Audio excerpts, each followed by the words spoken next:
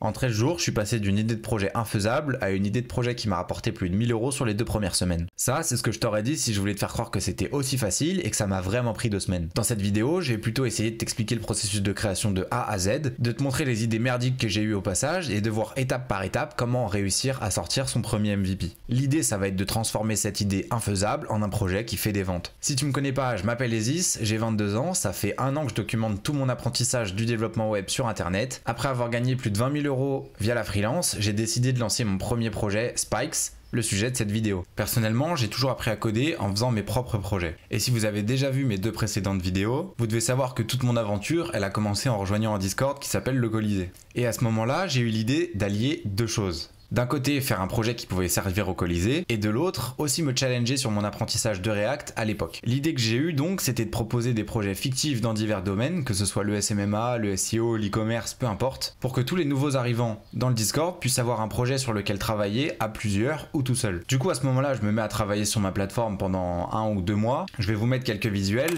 mais en gros, j'avais commencé à tout designer et en parallèle, j'avais commencé le développement. Sauf qu'en fait, c'était mon premier gros projet React et j'étais pas du tout prêt pour lancer un tel projet. Il y avait des bugs de partout, l'authentification elle était catastrophique, je savais même pas si les données que j'utilisais elles étaient sécurisées, bref c'était une misère. Pour autant, même si je suis pas allé au bout de cette idée parce qu'elle était beaucoup trop complexe pour moi, elle m'est restée dans la tête jusqu'à ce que je vienne à faire du contenu sur Instagram 6 mois après. Pareil, si vous avez vu ma vidéo sur le building public, je recommande de faire un contenu hebdomadaire ou mensuel afin de créer un rendez-vous avec toutes les personnes qui se sont abonnées à votre compte. Et c'est donc ce que j'ai fait justement en réutilisant ma première idée mais en la convertissant en un projet que je pouvais rendre hebdomadaire. Si ce qu'on voulait c'était en fait un challenge qui est du coup hebdomadaire. Vu qu'il est hebdomadaire, il se doit d'être facile à mettre en place. Donc, vu qu'actuellement je ne connais que le dev, je vais pas aller m'exporter dans d'autres domaines, je vais donc rester sur un projet hebdomadaire tourné autour du dev. 1 an, j'avais énormément progressé sur Figma. J'avais pris énormément de missions front-end, puisque vu que j'étais en apprentissage de React, j'avais peur de prendre des missions back-end et de m'aventurer dans un projet que je pouvais vraiment pas mener. Bref, j'étais pas très confiant pour lancer des projets full stack, et du coup, je me suis dit que les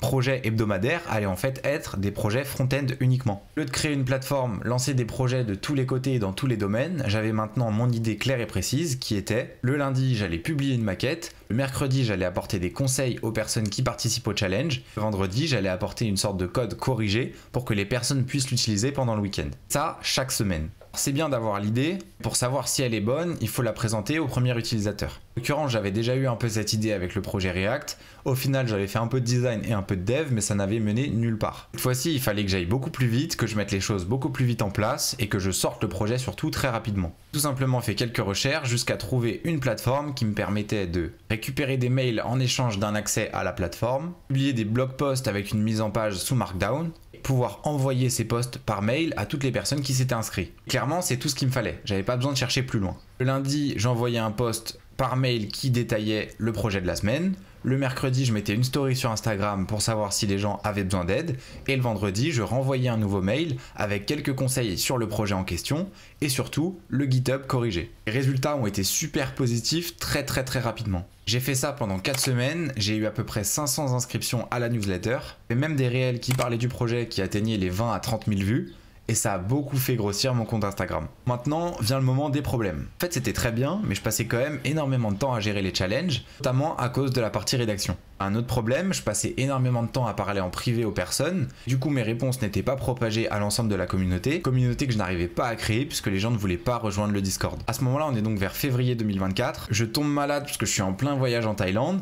À côté de ça, j'ai toujours la freelance à gérer. Bref, j'ai trop de travail et je finis par abandonner mon projet comme d'habitude. Mais en fait, sans le savoir, je venais quand même de tester mon idée sur le marché et j'avais quand même eu des retours très positifs. J'avais pas perdu de temps sur le branding, j'avais pas perdu de temps sur le développement puisqu'au final, il y en avait même pas à part sur les challenges. Mais je savais déjà que côté client, il y avait certaines personnes qui aimaient beaucoup travailler sur des projets en groupe plutôt que de travailler tout seul. 1 mois c'est cool donc sans que je retouche à ce projet. Puis finalement, au fil du temps, je commence à m'améliorer sur React, je commence à avoir un peu plus de temps à côté de la freelance et surtout, je commence à avoir envie de le relancer ce projet. On arrive donc mi-mars, toujours en 2024. Mon stage commence et je demande à mon maître de stage de me payer une formation sur Next.js. Je sais pas si tu le vois venir, mais en gros, 1 an, j'ai tryhard React.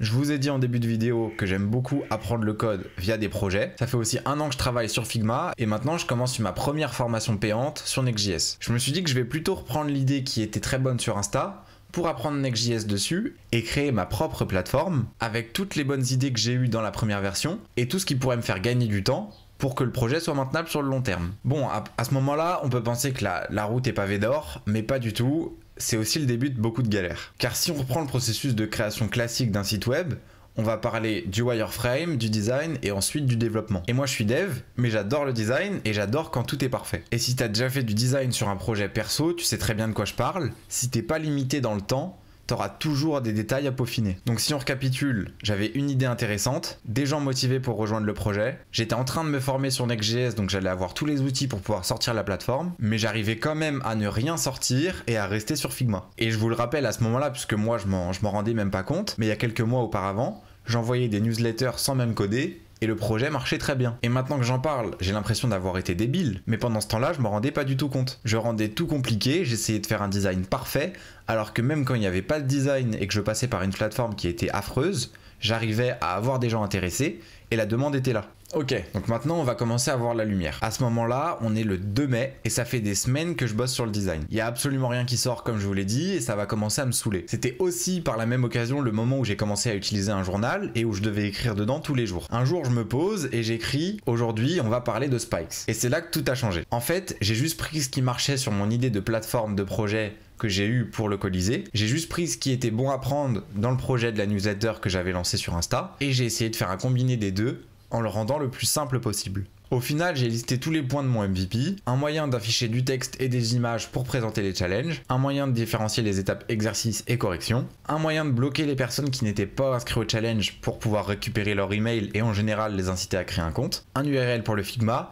un URL pour la maquette, et en réalité c'est tout ce qu'il me fallait. Donc c'est parti, j'ai tout sur mon carnet, je vais me coucher, et le lendemain, je me réveille plein d'énergie et je développe tout. En fait, le projet il était tellement simple et en le décortiquant bien, tu pouvais très bien le développer en 2-3 jours. On se retrouve le 3 mai, j'ai eu l'idée il y a 2 jours de commencer à développer vraiment quelque chose et je sors déjà une waiting list. Petit à petit, une semaine passe, je décide d'intégrer un peu plus de fonctionnalités puisqu'au final ça allait très vite. Je rajoute la connexion via GitHub, je mets en place un système pour bloquer les accès un peu plus sexy et puis surtout, pour finir, je mets mon lien Stripe. Parce qu'en fait, en parallèle de tout ça, j'avais sorti ma première vidéo sur YouTube, je documentais de plus en plus mon apprentissage sur Twitter et je voyais qu'il y avait de l'engagement au global. J'avais donc pris la décision de ne plus sortir un projet gratuitement et de travailler bénévolement, mais tout simplement d'essayer de le rentabiliser. Sauf qu'en réalité, j'avais peur. J'avais peur de vendre de la merde aux gens. J'avais peur de finir affiché sur les réseaux en mode regardez-le, il vend de la merde, son service est nul. Pour autant, je finis quand même par mettre mon projet en ligne avec ce lien Stripe à 15 €.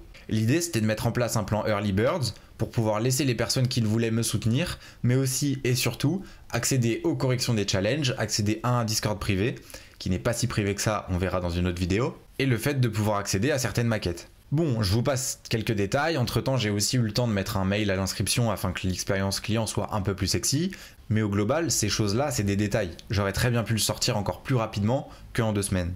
Au final, je refais une nouvelle landing page pour remplacer la landing page de la waiting list, et la sortie du projet est fixée au 13 mai. En parallèle, je prépare un mail d'annonce sur Gumroad, aussi un mail d'annonce sur la newsletter que j'avais à l'ancienne, et un mail d'annonce pour toutes les personnes qui se sont inscrites à la waiting list. Dites-vous que c'est allé tellement vite dans la création du projet que j'ai même pas eu besoin d'envoyer un seul mail aux personnes de la waiting list, puisqu'en fait elles ont même pas eu besoin d'attendre et en 2 semaines le projet était disponible. Bon, évidemment le 13 j'ai eu un gros problème de mise en prod, j'étais pas du tout prêt, c'était la première fois que je postais un site avec un back-end, un lien Stripe.